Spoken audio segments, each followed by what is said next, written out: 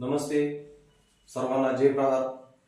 आदरणीय बच्चूभाऊ साहेबांनी जे मोजरी या ठिकाणी अन्नत्याग आंदोलन केलेलं आहे त्या आंदोलनासाठी आपण माळशिरस तालुक्यातून सोलापूर जिल्ह्यातून आणि महाराष्ट्र राज्यातून सर्व संघटना सर्व पक्षांचं भावना पाठिंबा जाहीर झालेला आहे।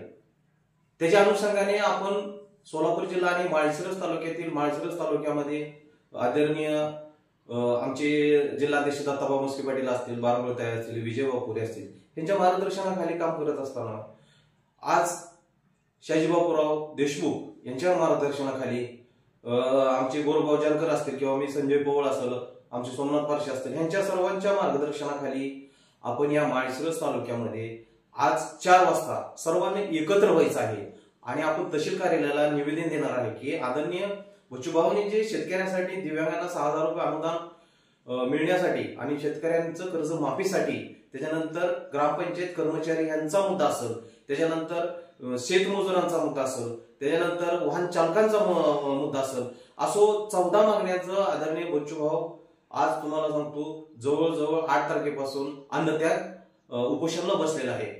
त्याच्यामध्ये मीही सहभाग होतो। मीही 3 दिवसाचं त्या ठिकाणी माळशिरस तालुक्याच्या वतीने आणि सोमनाथ भोसले पण माझ्याबरोबर होते, त्यानंतर आमचे जिल्हाध्यक्ष होते आणि आपली प्रहारची सोलापूर जिल्ह्याची टीम ही त्या कार्यक्रमाला उपस्थित होती। मित्रांनो, आज नाही जर तुम्ही जागा झाला किंवा दिव्यांग जर नाही जागी झाली तर तुम्हाला सांगतो भविष्यामध्ये तुम्हाला कोण विचारणं जाणार नाही।